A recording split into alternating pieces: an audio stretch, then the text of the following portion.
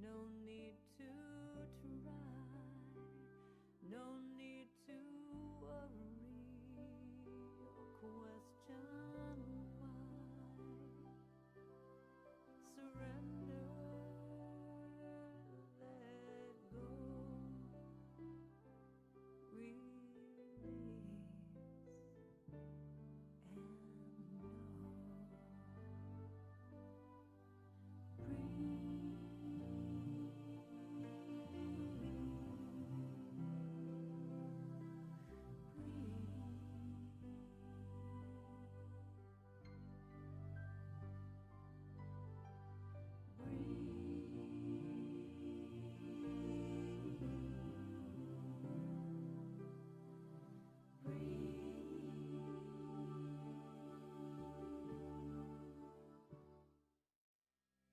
Thousands of years ago, the Buddha taught you are what you think. So a modern philosopher coined the phrase that you are what you eat. Today, like millions of my human sisters and brothers on planet Earth, I'm becoming mindful about what I eat, what I think. But lately, I've been thinking about this. I watch what I eat, but do I watch what I watch?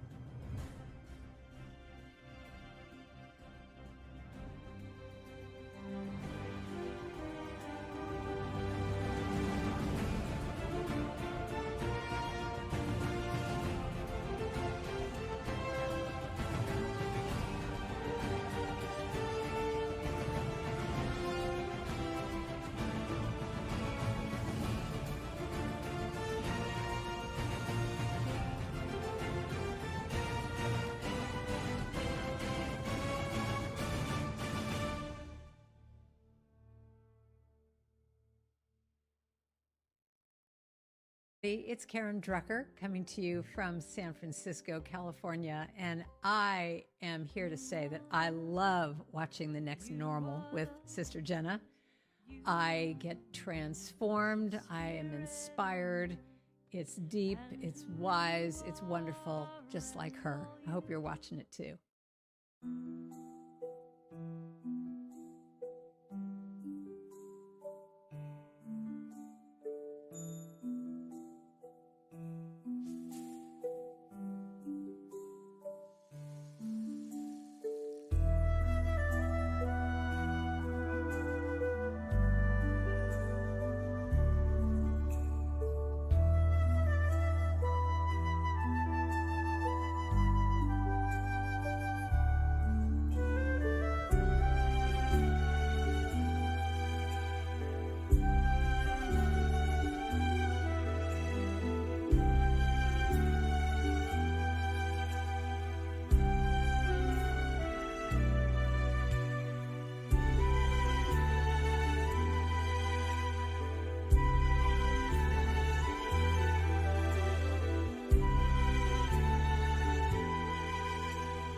Vibrations of love.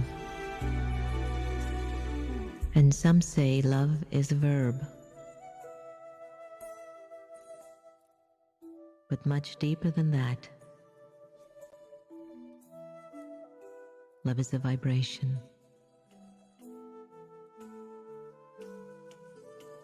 It is that energy that stirs the soul and opens up the heart. Vibrations of love call out to the divine that connects us with the beauty of life and the oneness of it all. I need not to say it with words, although it is always nice to hear. But greater still, is to feel it. Vibrations of love lift me higher, and I fill the empty spaces within the soul. It is the divine in its purest essence. It is me at the height of my being.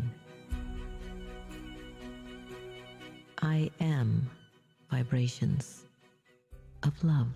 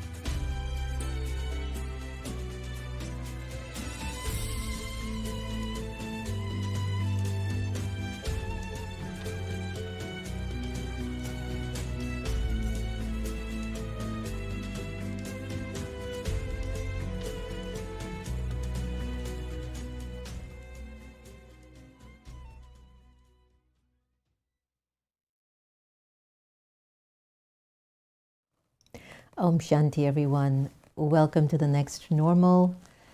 Welcome to a new chapter. Welcome to a new day. Welcome to the possibility of a new you. I'm your host, Sister Jenna, and alongside me is the incredible Dr. Kanu Kogod, who we're always happy when she's in studio with us and offering her wisdom, her fragrance, her expertise, making our community shine that much brighter. I hope everybody enjoyed the Vibrations of Love meditation that was focused on America, especially the capital. Every morning I just send these vibrations of like purity. I'm calling it like saging the capital. Like I don't even do sage. You know how the people, they do? They burn this thing called sage and they go around with the smoke and all of that. So even though I can't take that into the capital and sage it out, we can still sage out the vibrations in the capital with our thoughts. So every time we think of the capital now, we don't think of it in the form of the rioting and the anger and the betrayal and the lack of sacredness of the building. But then we start to say, let's clear that out. Let's bring it to even a stronger vibrational frequency, because that's actually what love will do. Today's conversation is on how to express love naturally. And Kanu and I were just talking. I was telling her, I don't know about love. It's such a complicated... Can you believe she says that? Yeah, she does. She's an embodiment of love. It doesn't mean I know anything about it. It's just that I've just been somebody that I've just not paused long enough to, I know personally, to receive it, because I'm usually always on the bestowing end. That's my DNA, that's just my wiring, that's how it's been. And so I've not really waited to receive it, to see if it needs to come back to me. And last year gifted me that experience that I can just receive as much love that needs to come my way. And I have to tell you, it was a melting experience for me. It shifted a lot in me. It changed me as a person on many levels. In one sense, made me a little bit more human, and I don't mean that with ego. What I meant to say is that when you're living in a community on a path like I've been on for almost 30 years, I mean, I've been involved with the Brahma Kumaris for 35 years, because of my parents. And my own personal spiritual efforts have been about 30 years now. And I'm a very disciplined person, very disciplined. I never thought I could ever be that way. But I had not known that the disciplined way that I have lived for decades opened up room for love, because a lot of things just don't get in my way. So there aren't a lot of distractions to move me from that center of soul consciousness. And at first, when I was learning about soul consciousness in the Brahma Kumaris, soul consciousness is where the soul has really clicked that space within themselves that is really the space of truth. And what you might call positive, it really is the pure essence of your spirit. And when you can live from that pure essence, it's love. It's love. So many, many decades ago, when I heard about this thing called soul consciousness, and when you're soul conscious, you're actually in love. Intellectually, I had it, I got it. But at a real natural, practical level, that had to be restored, that had to be fed all over again, that had to, energy had to go back into that, right? And the only way that I was able to recognize for myself if there was any amount of love in me was by watching how my behavior changed after my awakening happened. And where everything I did in my life prior to my awakening was about, for me, it's about me. I want to make this amount of money. I want to look like this. I want to date this person. I want to have this kind of a car, this kind of a house. It was really for me and my limited world, which was a form of love. But there was also a bigger level of love that was waiting for me, and I had not known about that. So when I came into my awakening, and where I used to close the club at 5 o'clock, 5:30 in the morning after we would cash out, right? We would close the club, finish whatever came in from the bar, whatever came in from the door, whatever it was, I would be heading home by 6. And I did this for years. And I think that there was some deep aspect of love that just opened me up when I started to feel the energy of God's lights. I was telling Kanu that honestly, the love that I'm really aware of and I'm deeply invested in, that's a deep experience, has been the love for Baba. And so Baba's love has gently been breaking down walls. I still have a lot of walls to break down. I still feel sometimes there's something sitting there that I'm just not able to let go yet. The other day I was having breakfast and I was sitting with Sister Gita, and sometimes the conversations are clear and sometimes they are entertaining. And I was having one of those melancholy moments. It was about 2 days ago, and I was just feeling very, very tender, very intimate, very introspective, very vulnerable. And as I was having breakfast, I was just paying attention to what was going on in here, and I just turned to Sister Gita and I said, have you ever noticed that there's a deep sadness in you? Like, have you ever felt like there's a really deep sadness in you that you're trying to get rid of, but you're not sure what it's connected to, but if you were to find the words, you think it's connected to a deep sense of loss that you've had in previous lives? And Sister Gita just looked at me and she says, yes.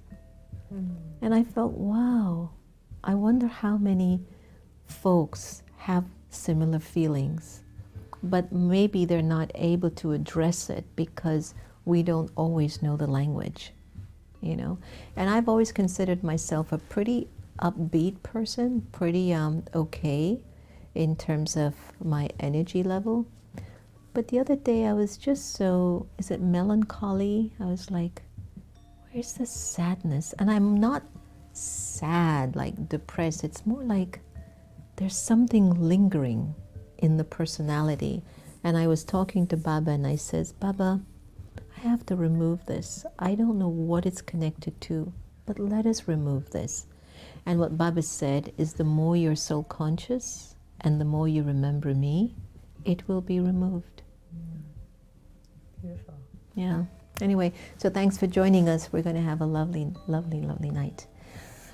So you are a master on many levels, and you are so humble about your achievements and your work over the decades, and your incredible personality of charity and generosity, which you always connected to as seva.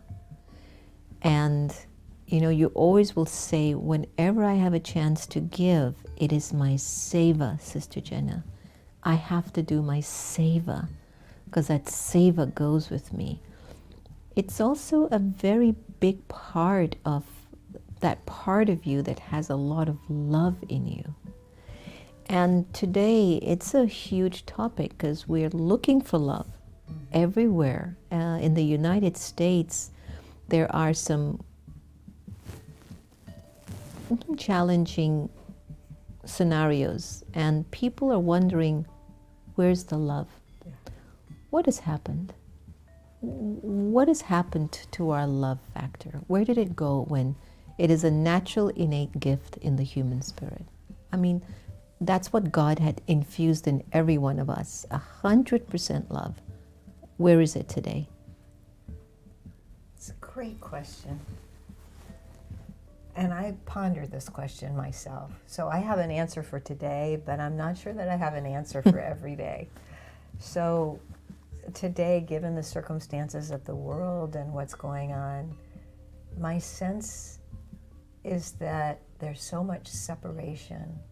There's such a deep sense of lack of being connected.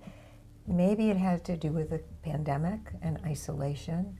Maybe it has to do with all the factors in the last 15, 20 years with technology and the growth of technology and the way that we typically connect through these devices and not like this, person to person.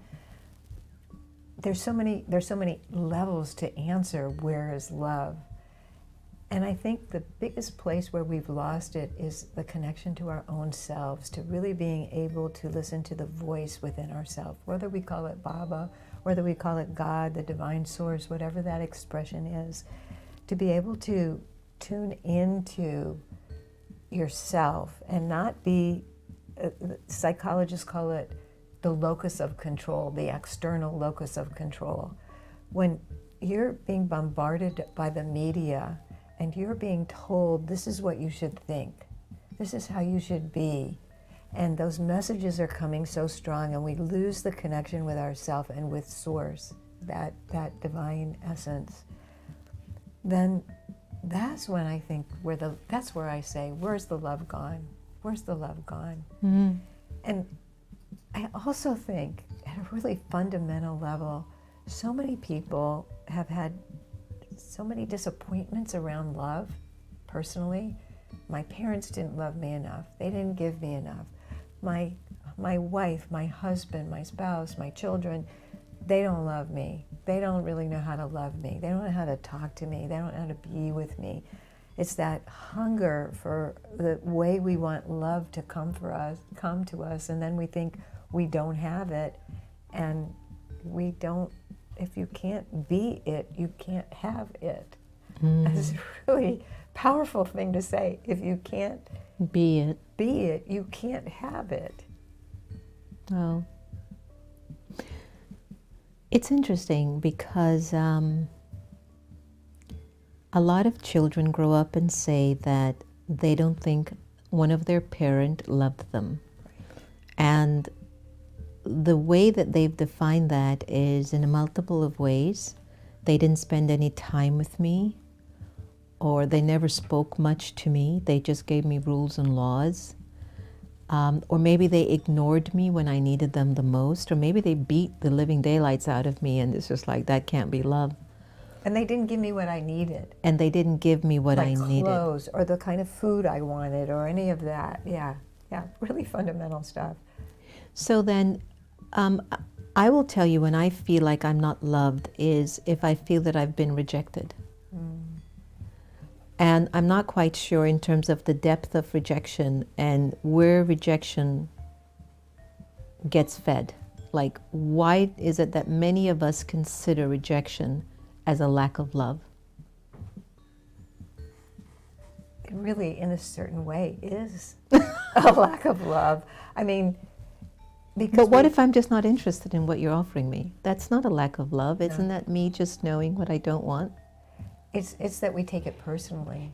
Ah. If I am really invested in you and I want your love and I'm hungry for your love and I just, please give me your love, and I mean you, whoever the you is, and you're just not interested, your attention is elsewhere, you don't seem to care, that does feel like a rejection, but that's again that external locus of control.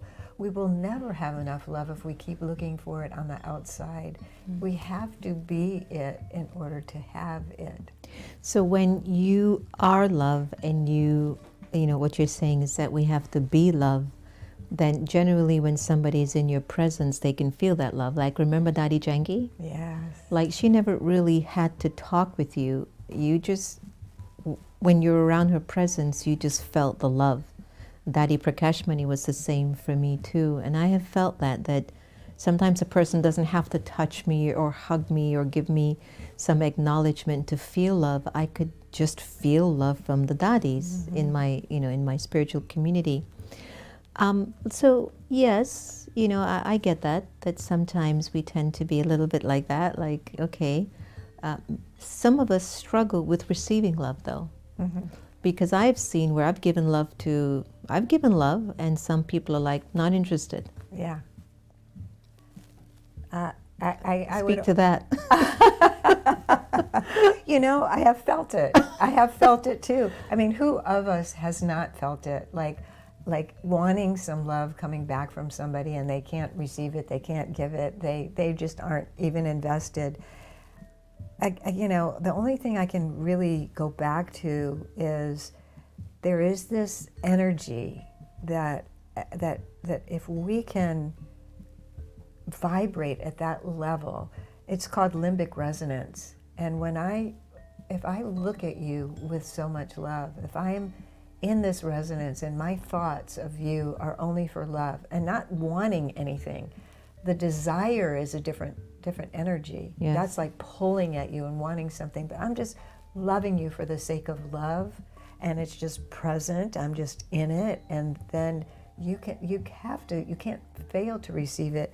Here's Happy right here, and she's so happy. And when I came in, she was, here she is. She was so happy to see me, and she looked at me with so much love. And I felt her love, and I could give her love right back. That was just a mutual exchange. It didn't require words. It was just this emotional, energetic exchange of total acceptance of another person. And I think that can just happen in a moment through the eyes, through the voice. It's a very special But we're not used to energy. that kind of love. We're really not. A lot of people talk about unrequited love, that they are in a relationship with someone and they feel that they're giving a lot of love to this person, whether it's their time, their physical body, their material possessions, and they're not feeling the return of the person's love. And the person could have love, but it doesn't come in the form that they're expecting it. Yes. And so that's where I feel like when we're able to practice that sort of real intimate inner state of soul conscious love, which you call when you're really being love, Yes. then even if you're responding to the person's physical gifts to you or physical presence with you, they will sense from your energy, but I know there's love. I think what makes love a very complex word or a complex entity is that we have confused love with lust. And I think that when we look at our intimate relationships, for example, and then we can go into mother and child, but with our intimate relationships with either an opposite sex or same sex, we think that the love that we have for each other is occurring because of the physical connection. So when we feel like we're not getting that energy anymore in the relationship, then we feel like the person is no longer loving. Right. And also, I've noticed over the years, it's hard to maintain love affair if it's just on a physical level, because love isn't just a physical expression. Love is a state of being. And if I can't be my best with you, and I am now expecting something else from you, and I don't know what that is, it creates a lot of complexity in human relationships. There's so much complexity in human relationships. I mean, just to say that complexity is also happening on a chemical level. So when I talked about limbic resonance before, that actually happens in intimate relations. There, in the first 1.5 to 2.5 years, there's that intimate sort of lustful feeling, and that's all chemistry. That's all endorphins being fired off and creating that romantic bond that has to lead to friendship, that it has to move into a dopamine. It's supposed to. It's supposed to for there to be a lasting friendship and love over time. Right. I'm witness to a couple that I've known for a very, very long time, and it's actually two couples that I can point to, and you know, both of those couples would say they've had their ups and downs. You know, they've had times where they've been closer and times when they've been more separate and going their separate ways. But overall, there's a thread that has kept them together over so many years and so much love there. Even when the, so to speak, romance dies, that commitment, that loyalty, that familiarity, that chemical bond, as well as friendship, it transcends something. Yeah. I don't think we have to be pointing always to what's not working. I think if we begin to point more at the couples and the people where we see love is working, we will have more models for how we ourselves can be. Well said, well said. You've got a book with some nice phrases and stuff, or narrative for love, right? You'll share that with us later? Oh, yeah, sure. And I was exploring this whole dimension of love because we hear it over and over again. What the world needs now is love, sweet love. It's the only thing that there's just too little of. And I was just saying to Baba the other day that something so simple as a smile to your spouse in the morning, to your teenager going through hormonal fireworks, to your supervisor or your manager at a job that you just don't get, or to a colleague or to an in-law or friend. Just a smile comes from that place of love, can change everything for you. And even that, we sometimes don't know how to do in the mornings to one another. Yeah. Haven't you found that to be one of the hardest things to do, is to smile when you're having a disagreement with somebody in the house? Oh, yeah. Oh, yeah. Why would I smile when I'm disagreeing and my emotions are all tanked up? And yeah, no, that would be harder. And I would miss the cues. I think we misread and miss the cues of someone. So if I see you looking down and looking like this, I may take it very personally and say, oh, she doesn't love me, or he doesn't care about me right now. And that other person is just totally upset that their stomach hurts, or they didn't get their coffee yet, or whatever. So we misread each other's cues a lot, and we don't stop to ask, like, hey, what's going on? I mean, just the curiosity. But don't you think the attachment is what blocks that ability of expressing what we deeply feel with one another? That when the energy of attachment, and it's something I've been investigating for a number of years, you know, I think we've all been through our fair share of many different experiences, right? And each experience leaves you with something more about yourself. It leaves you with some insights about what you're capable of becoming, or what you're capable of doing, or what you're capable of being, right? So in the past, let's say that you've had a consistent theme in your life. Some folks will say, I always love the wrong person. Now that makes no sense. Or somebody will say, oh, he loves me and he doesn't mean what he says when he speaks the way that he does to me. It's a misunderstanding of what love is. And then some folks will look at love in a very tumultuous form, and get addicted to it. And again, what happens is that I think people misconstrue what love really is with their attachments. And so the attachment is a completely opposite dimension than the energy of love. Okay, say for example, I'm attached to you. It's like an energy in my head.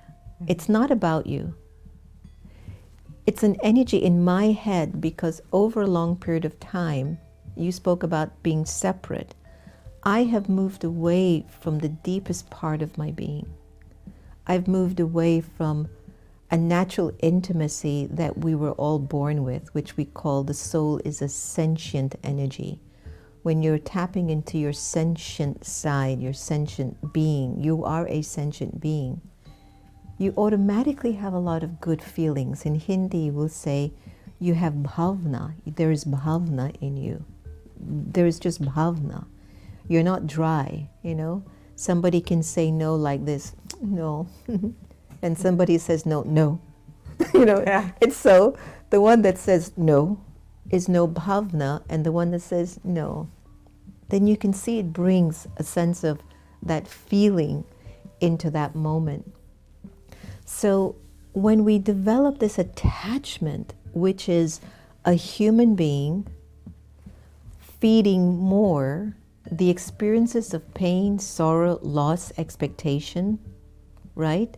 Defeat, that energy plays over and over again in your subconscious, that when you start to search for love, you don't want to have those feelings again, but those feelings are so in your intent and in your vibration that you might get the love, but then it gets ruined because you bring that energy into that relationship or marriage. Right. And we haven't taken the time to investigate the difference between love and attachment, which is like day and night.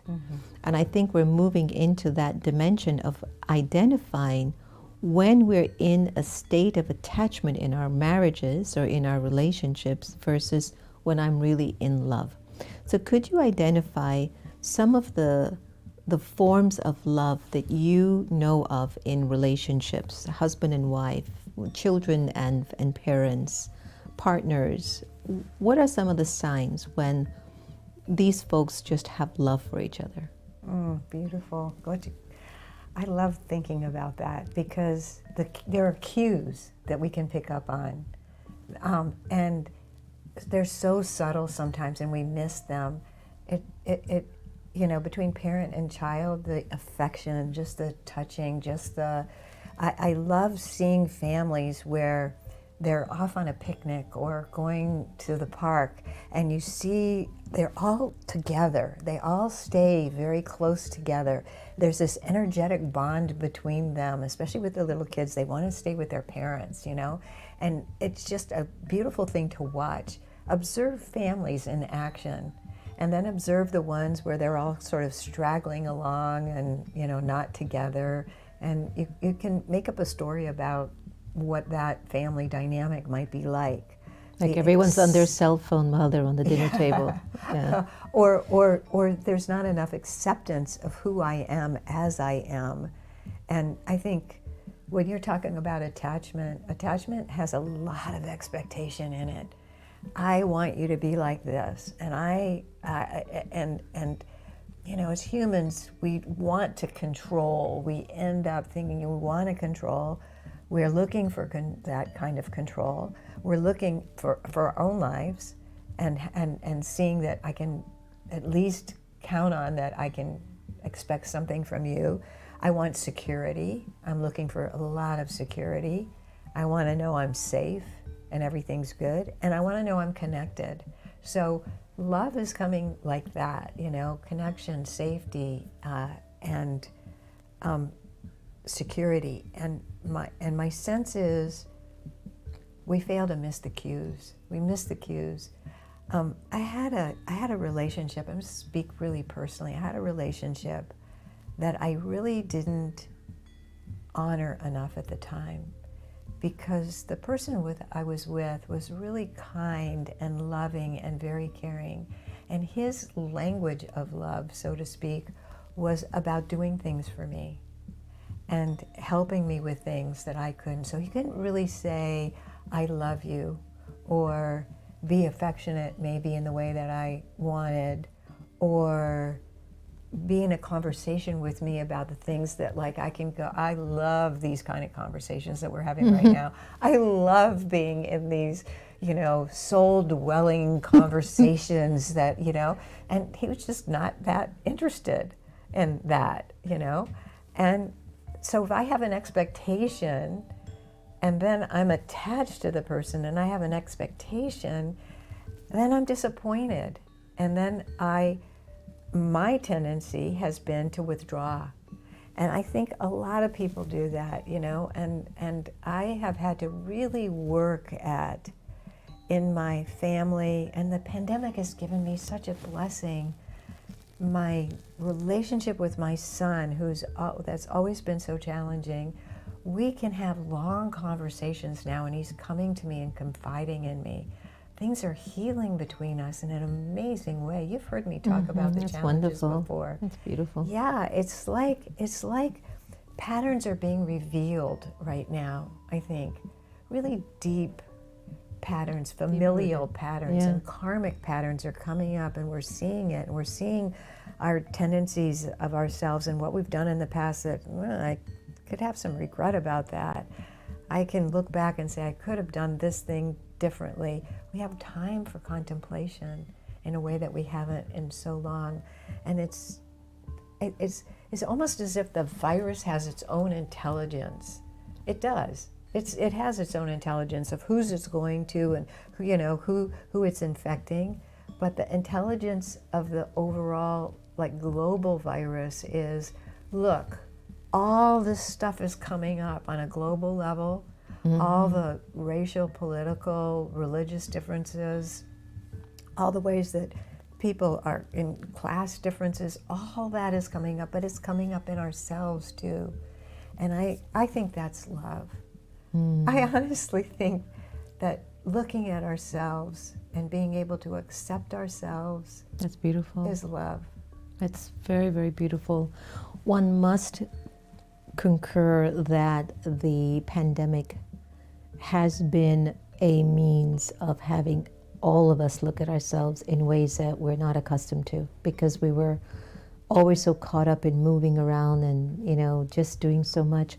I was given statistics today that over 114,000 jobs in America that were lost in, let's say, in the month of December were only of women.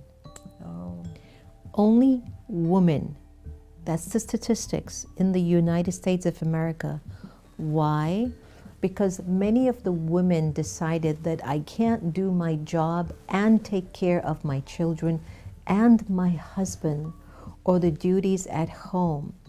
And then I look at that commitment and that sacrifice that she makes. Is that from love or is that from attachment? Wow, I don't know. What's the answer? I would say love. Yeah. Especially since a lot of these women had their jobs, their careers. There was one case of a pastor that had 3 kids who were intellectually challenged. And she says, I just couldn't pastor my church, deal with my 3 children and my husband, and I had to step down from the church. Now, this is somebody in a religious sense of settings. And so love has a way too of shifting your gears, you know, towards what you thought was a big deal. Love shows you, well, it'll be a big deal if you take care of this. When Sister Gita started to entertain us with either she was remembering or not remembering, or she had dementia or not, it took me a few months to get adjusted, and once in a while I have an off day when I just can't handle it. I choose not to handle it. It's not that I can't handle it, I can handle it. But something in my consciousness says I would rather be doing something else than dealing with this. And that emotion or that feeling in my spirit makes me lose my peace or my virtues. Okay, so I want to be clear with that. But I remembered sitting in Baba's room and meditating, and Baba made it so clear to me, when you serve her from your heart, you will be serving the world from your heart. And what he did was to show it in such a way that you think love means a million people. But if you can't show love to that one person that matters a lot to humanity too, then really do you know what love is? And I think what happens a lot, even in marriages and even with kids keep feeling, my house is such a bore, I want to go to so-and-so house, they have this game, their parents are so cool. Or even with a husband and a wife or partners, they're like, well, somebody's better. I was talking to a beautiful Indian lady. She's been married for 25 years, and her husband has been kind of unkind, is her side of the story. I haven't heard his side of the story, so I have no ideas. But her husband has been a little unkind to her, and she is at a loss. She doesn't know what to do. She feels that she's done everything that's needed for her marriage to be a success. And where he's concerned, he wants something else. So you know what I asked her? I go, is your husband watching a lot of those Bollywood movies? She says, yeah, every night. Well, that's the problem. He's expecting that you're supposed to be one of those heroines on the screen. It's not. And I found that people buy into these fantasies and they stop investing in realities. And so sometimes in between that shifting there, people lose sight on what is real versus what is an illusion. So when we, look at love, Kanu, Dr. Kogod, what are some steps that you take to increase the energy of love in your personality?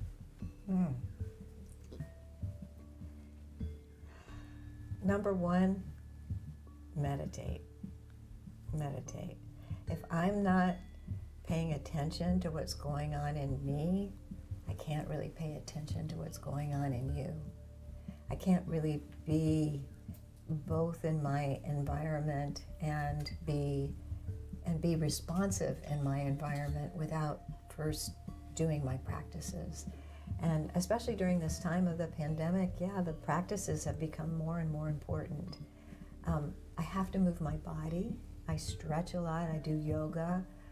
My practices are incredibly important. Being outside, getting outside in nature as much as possible, even in the cold weather, helps me be present. There's an interesting shift that where it's when we're in our minds and we're attached to the thoughts in our mind, it's really hard to be present with the environment and what is.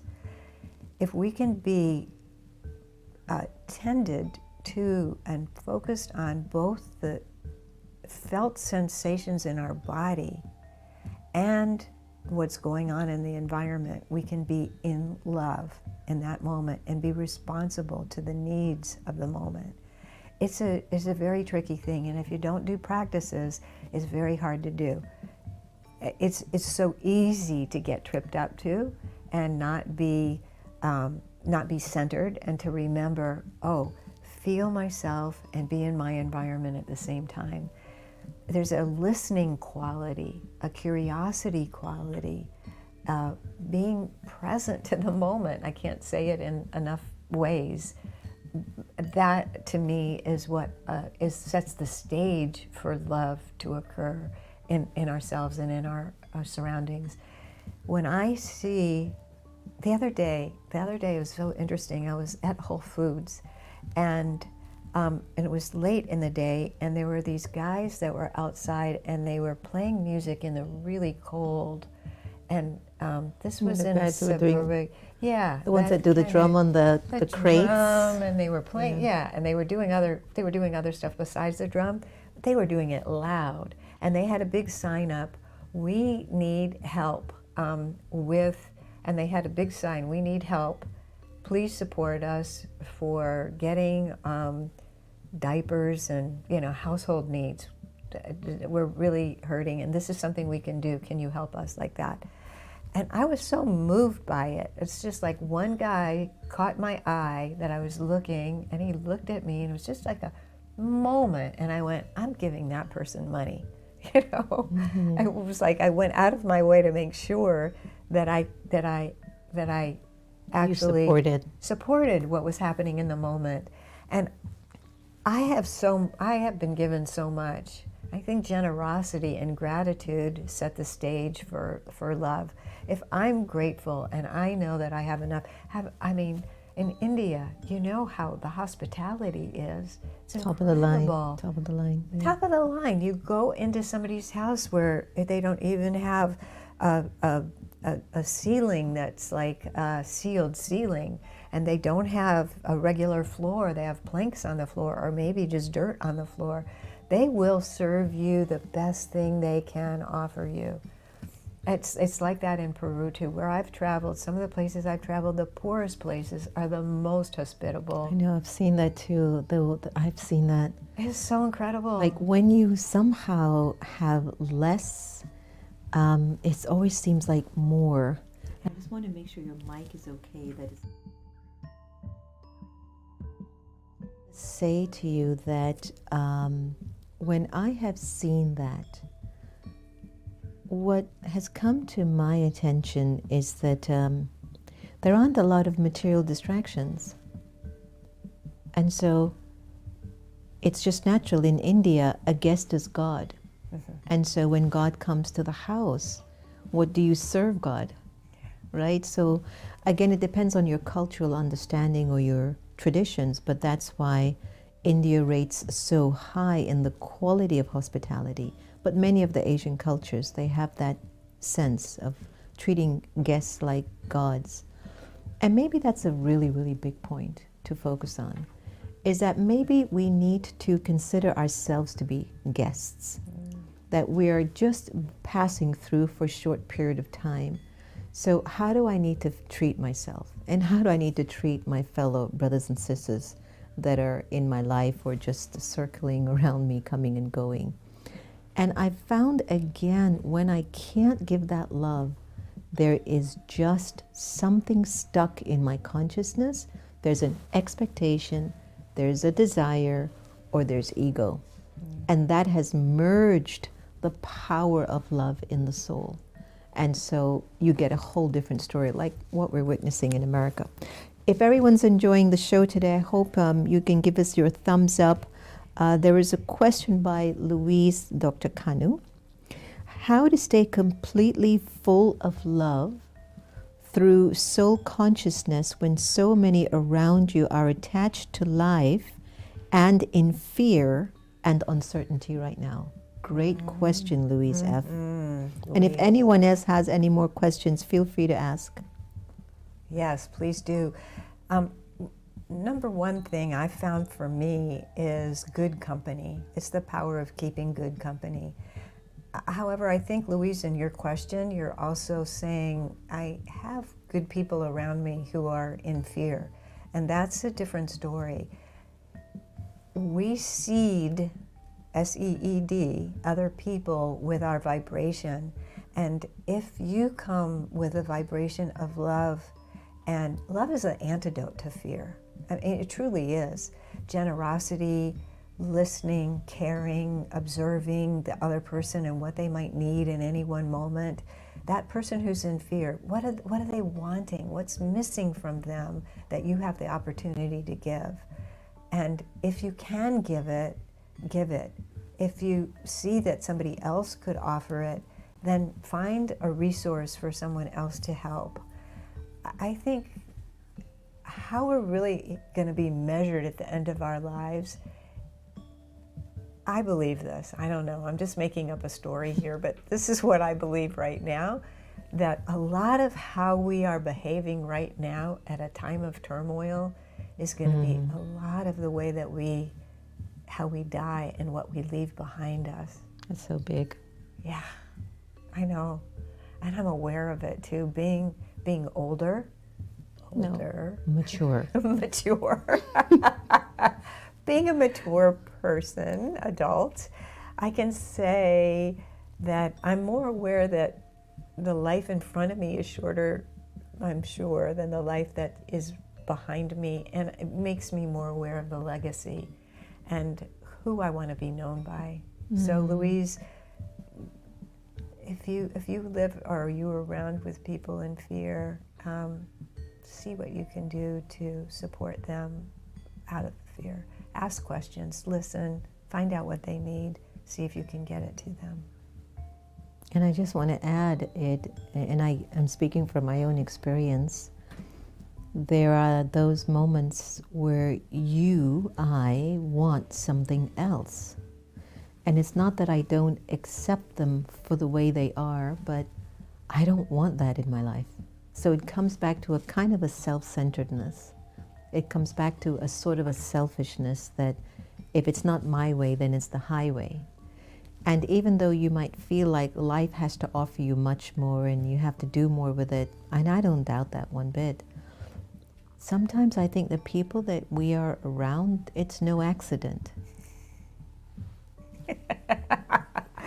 And as much as we don't want to always accept that, and it's very painful when you do, there is a huge opportunity there too. There's a huge opportunity. I want to. Can I share something? I got to share from something that Carlos Castaneda taught in his books on becoming a shaman, becoming a person of love.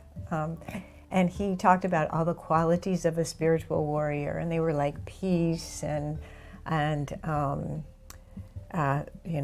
heartfelt kindness. They were things, all good qualities, let's just say. They were all good qualities. And then there was the fifth quality, was called petty tyrant.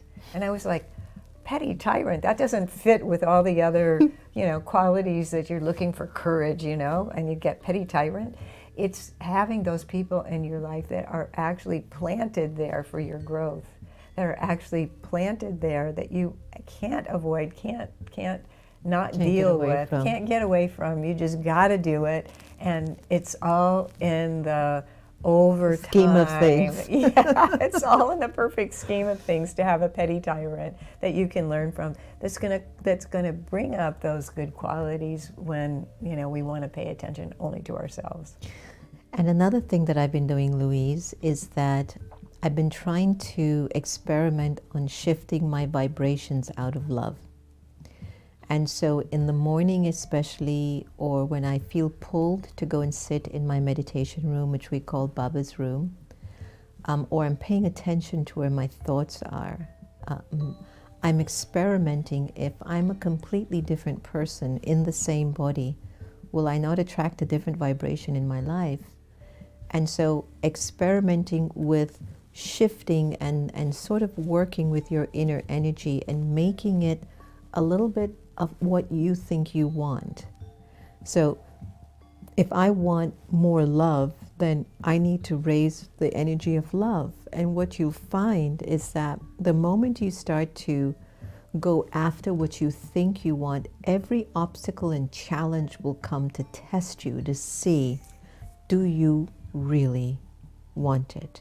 Because once you really accept the challenge, the universe will give you that which you deserve. So a lot of times we'll say that I do want love. I want the perfect love affair. I want the perfect child. I want the best in-laws to live with me. I want a boss who understands my heart and pushes me and inspires me. I want a president who is loving to all people, right? And what happens is that every time you check how much you want from other people, why aren't you that which you want from folks? And so the reason why many of us are still feeling tested is that we're still not raising the quality or the qualification of the love we're seeking. And so I think that when we can raise that vibration of love, then love will be not only a natural expression, but it will just automatically come through you like just air. It'll just vibrate like air. That's it. I want to address Eni. I don't know if you're still on, Eni. Eni Espinal, welcome to the tribe. Hope that you're enjoying today. Eni says the worst feeling is to feel that you're not loved by your mother. No matter how much love someone else loves us, we can't accept it or believe it. What would you tell Eni?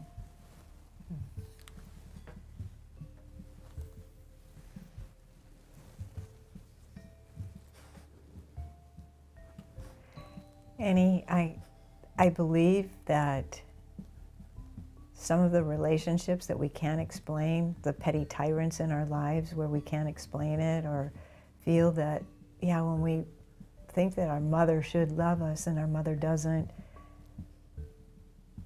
there's a way that we can look at ourselves and say, what is my mother really wanting? What is missing? What is she looking for in me that she really wants? Have you spoken to your mom and really asked her or said something to her where you've actually heard her express herself and say that she loves you, and then something else, she has some expectation, some attachment, some desire from you that's not being fulfilled, some regret? Or could you actually look at the situation and maybe think, well, this is karmic. Why did I choose this mother to be born into? If you can think that way. Not all of us think that way. I think that way. I think that I landed in the perfect circumstances for me to learn what I needed to learn in this lifetime. And it's a result of a lot of the actions in my past that I can say, and this lifetime, that I can say is where I am now. Because my life was really at the beginning of my life was not easy. I was fortunate. I had a mother who loved me. I had a father who had expectations from me that I couldn't fulfill. And a lot of it was his own hurt and his own anger. So sometimes I think we just need to give a gift to our parents and say they're doing the best they can. I did my thesis in graduate school. I'm an anthropologist, and I did my first thesis on mothering. And I interviewed and talked to a lot of mothers, and every single mother, no matter what circumstances they were in, and many of them were very poor, all of them thought they were doing the best that they could. Every single one, teenage moms to older moms, level of economics, every parent thought they were doing the best that they could do given the circumstances they were in. So maybe that will help a little bit. Yeah.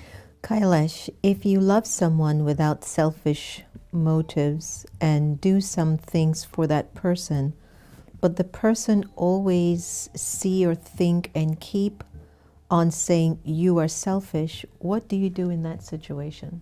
That's a lot of criticism. That's a lot of criticism.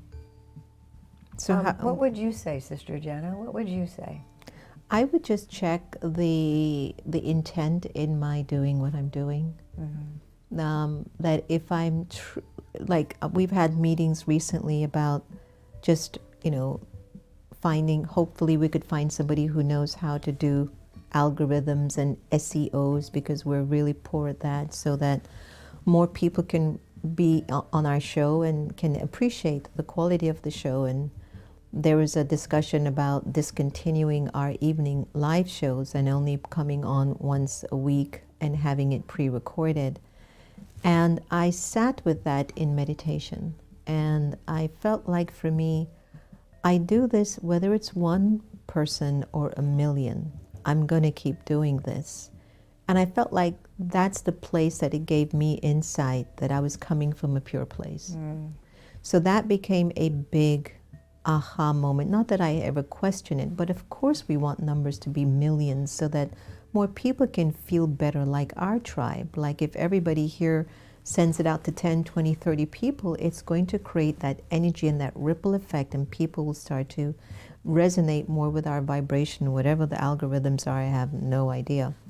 But what I would recommend with Kailash is that I would just find that space within you, and you have to determine if what I'm doing, I would do it anyway, with or without their love. So that, I think, has been important, and I've actually done that for myself, which has been really, really important. Dhiraj is saying, one input I received in my life from some wise person: meet as if we are meeting the first time, and when you say goodbye, do as if it is the last one. Beautiful, Dhiraj. Yeah. Thank you. I want to say something to Kailash from the last question, adding to what Sister Jenna said about looking at motives. I think it's also really helpful to, not just your motives, but also the impact on the people around you. And if we're looking for approval from other people, and your actions are going to harm them in some way, or you're going to be disapproved of, it's an act of courage to say what Sister Jenna said: I'm going to do it anyway, because I know that it's not harmful. I know that it's good for me. I know that it's good for the world. Yeah, beautiful, beautiful. Well, guess what? We reached the end of our show, and I can't believe it. Did everybody enjoy tonight? Give me your thumbs up, and of course, I don't mind if you give me your thumbs down. We're still going to show up anyway. But thank you so much for your questions and your presence and your time and your energy. And thank you for always gracing the studio with your love and your expertise and your maturity and your wisdom. And I get so jealous because look where Happy is. Look at Happy. Like She's Happy with is me. just, she doesn't. Whenever Kanu comes, Happy jumps on her lap, and it just goes to show the kind of energy that Dr. Kogod carries in her. So we thank you so much from the bottom of our heart for being with us. Thank you so much. It's such a pleasure to be here and be with you, and to have this friendship, and this friendship based on so much love and so much service over so many years. It's just a pleasure. Yeah, I don't know if we would have been able to even write it this beautifully. Right. It's perfect. It's perfect. Anyway, everyone out there, we are really asking you every hour on the hour, pause for 30 seconds or a minute of sending vibrations to the nation's capital and to all of America. We need to quelch the uncertainty, the fear, the emotional debris that is spilling out of just about the whole country. Whether you were either on the hill or watching what was on the hill, it's still impacting you in one way or the other. So let us keep saging our own minds, but also the capital, with the thoughts of peace and the thoughts of purity, and let's bring forth a new paradigm, a golden aged America, where there can be inclusion, where there can be cooperation, where I can accept that you're different, but with love. And then I'll have the faith and the trust, when it's my time around, you will offer me the same energy and the same help that I need to go that extra mile. So love is unlimited, and it asks for nothing in return. if the love that we are giving is with an expectation, it's got a mixture of attachment, there are going to be obstacles, there are going to be disappointments, there are going to be losses. So why don't we try, it's a new year, let's try to experiment with just loving without wanting anything in return. Like Dr. Kogod was just saying that I just want to look and share your love, I don't want anything from you. Try it with someone in your home. Look at them without expecting anything back from them. Send them your pure vibrations, your good wishes through your eyes. Bring God's light down into your home. Send that love that is your right to have as God's child, and begin to really get naturally comfortable with an intimate relationship between you and the one above. Thanks so much for joining us on The Next Normal. Tomorrow is a really exciting, powerful show. We're going to have Rabbi Simon Jacobson, and we're going to be talking about the anti-Semitism, but also the spiritual need of the hour, and what are the things that we really, really need to pay attention to now more than ever. You're not going to want to miss Simon Jacobson. He is a delight. This will be my second time interviewing Rabbi Jacobson, and I have to tell you, he's one of those people you want to grow old with. He's that special. All right, so have a wonderful night. Om Shanti. Om Thank you so Shanti. much. Take care.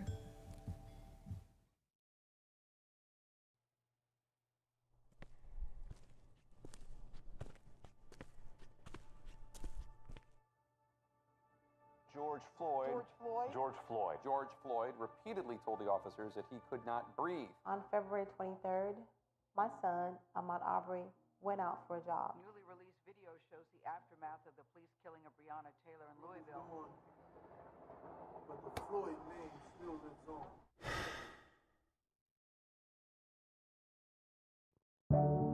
Hey, Tavon, it's your mom. I was just calling to check up on you, making sure you're doing okay. I also wanted to remind you, you can only love your neighbor as much as you love yourself. So make sure you're taking care of yourself. Make sure you're protecting your mind. All right, love you. Bye. For my brother, for my sister, for my cousins and my lovers, all God's children. This is for these streets. This is for the weak. If you're feeling down, come on now, come and listen. We need to love one another, need to hug one another. We sell drugs to each other. A brother will say he love you, but he'll still kill you. That right there, dog, will be the end of us, but this will be the hell of us. I got the blueprint, how I'm gonna save us. I have the blueprint, how I'm gonna make it. And everybody back home, I ain't forget about you. Don't focus on the current, it will drown you out. And if you lost in the hood, you can't get out. And it's the world savior, watch me walk it out. Story of my life that I'm about to talk about. How we go from being kings to fiends and now to dreams. Just to be a trap star. And many times go down that road and they didn't get far. And if you tired of the stressing, let this be a lesson. Love is the answer to the question. My brother, for my sister, for my cousins and my lovers, all God's children. This is for these streets. This is for the weak. If you're feeling down, come on now, come and listen. Dear America, what to destroy heritage? You took our history, changed it, and then you buried dead. And I'm just curious, why won't we be like Paris skin? It's the same way Sammy Sosa wanna bleach his skin. Like they painted Jesus Christ as a white man. Around and around we go, where the love at? And when you look in the mirror, do you love that? Self-hatred, displacement. It's funny how the hate take on different faces, and how happiness can get you through the mazes. And when you come out, you on top. And keep moving on, cause the hate don't stop. You gotta help yourself to get the love back. You gotta help yourself to get the love back. You gotta help yourself to get the love back. Now where the love at? Now where the love at? For my brother, for my sister, for my cousins and my lovers, all God's children. This is for these streets. This is for the weak. If you're feeling down, come on now, come and listen.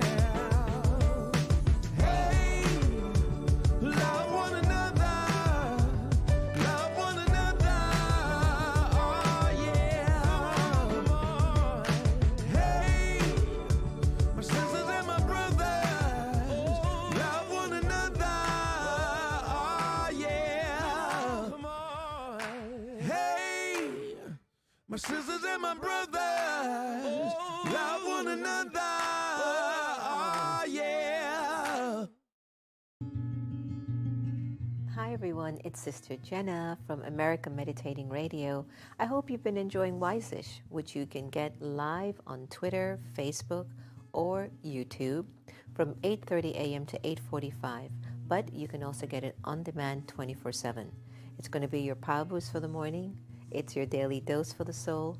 It's just going to encourage you to make the day that much more valuable. So join us. Looking forward to seeing you.